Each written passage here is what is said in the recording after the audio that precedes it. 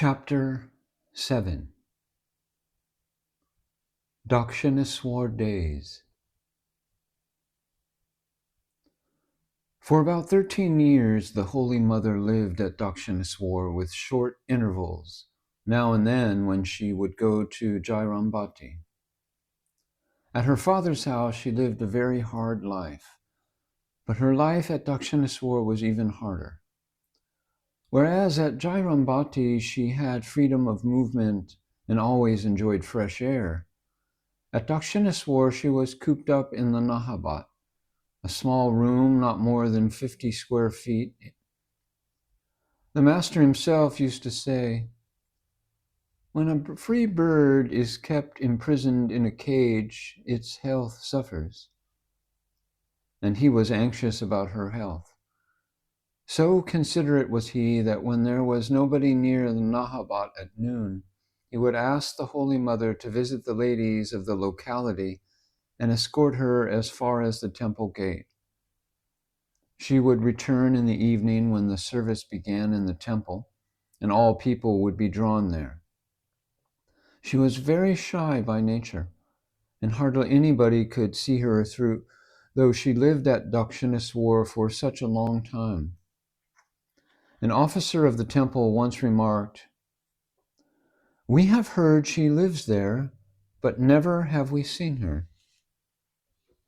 She would get up very early in the morning, at about 3 or 4, attend to her ablutions, including a bath in the Ganga, and enter her tiny room from where she would come out, if there was any necessity, only at night when people were away. This went on day after day. The door of the room was low, so that she had to bend far down to enter. In the beginning, she had hard knocks on her head while going in, but afterwards, she said, she got accustomed to the height and avoided injury. This small room was her bedroom, kitchen, storeroom, and everything else. Even on slings, she would hang part of her store. Sometimes she had to accommodate other companions here also, mainly the women disciples of Sri Ramakrishna. Ladies from Calcutta who came to visit Sri Ramakrishna would take pity on the Holy Mother and say, "See, our good girl has to live in such a small room.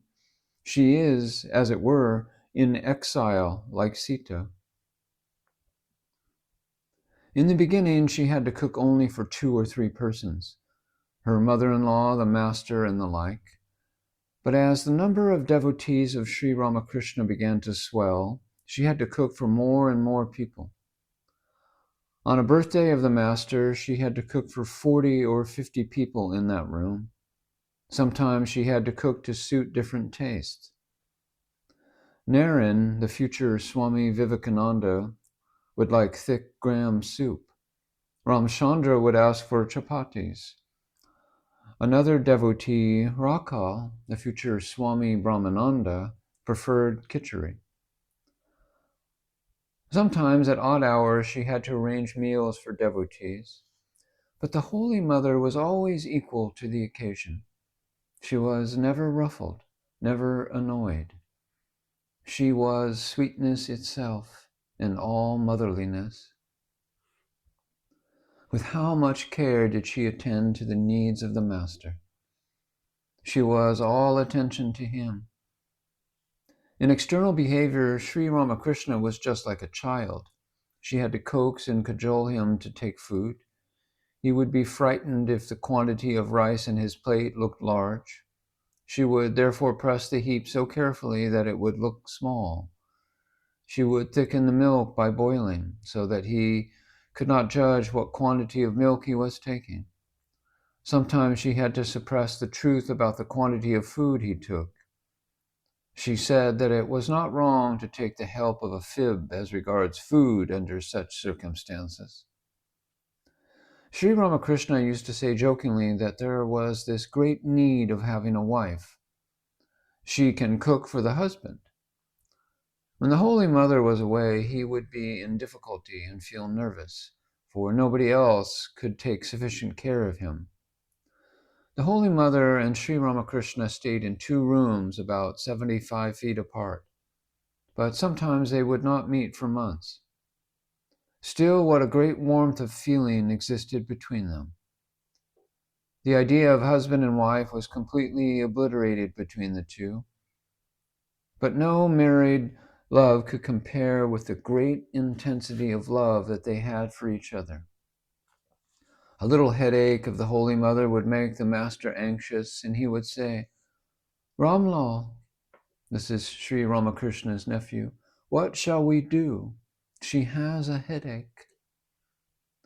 Some unknown critics raised the question that Sri Ramakrishna, in his quest after the infinite, was unkind to his wife inasmuch as he did not live a married life. But no wife on earth has been the recipient of so much love and consideration from her husband as Sarada Mani received from Sri Ramakrishna. The relationship between Sri Ramakrishna and the Holy Mother was not without humor.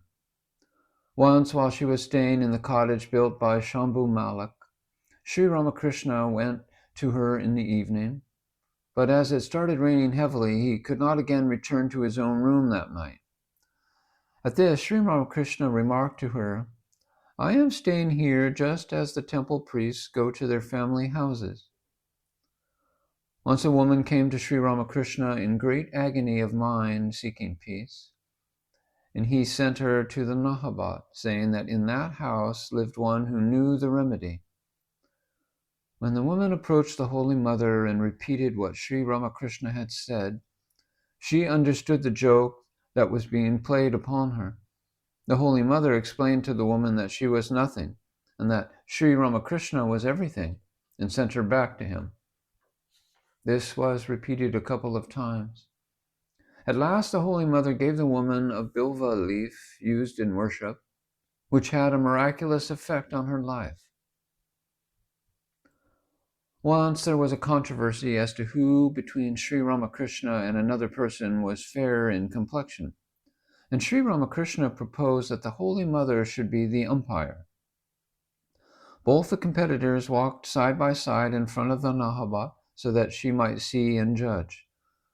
Observing strict impartiality, she gave the verdict in favor of one person, and Sri Ramakrishna lost the contest. In the early hours of the morning, Sri Ramakrishna used to rouse from sleep the Holy Mother and his niece Lakshmi Devi, who then lived with her, so that they might sit for meditation. If there was no response from inside, or he suspected that they were asleep, he poured water through the door and quietly walked away. Above all, her stay in Dakshineswar was a period of great spiritual training. As mentioned before, the Holy Mother would get up every day between 3 and 4 in the morning, and after a bath in the Ganga begin her meditation. The whole day would be spent in devoted service to the Master, and again in the evening she would practice meditation. In this respect, she was mercilessly strict with herself. As she narrated afterwards, one day she was out of sorts and thought it was legitimate to get up late. This she did, and the next day also the same action was repeated. Following this practice for 2 or 3 days, she found that she had become an unconscious victim of lethargy. After that, she would get up at the fixed time, whatever might be her health. This she followed through her whole life. Even in times of severe illness, unless quite disabled, she would get up in the early hours and meditate. To the loving remonstrances of her anxious attendants at being so strict with herself, even in old age, she would pay no heed. Once at Dakshineswar, while going to the bathing ghat so early in the morning, she almost stumbled upon a crocodile lying on the steps. It got alarmed by her footsteps and jumped into the river. After that, when going to the Ganga, she would carry a lantern. Seeing the reflection of the moon on the water of the Ganga, she would pray, "There are dark spots even on the moon, but do thou, O Lord, make me absolutely spotless." On moonlit nights, she would fervently pray that she might be as pure as the light of the moon.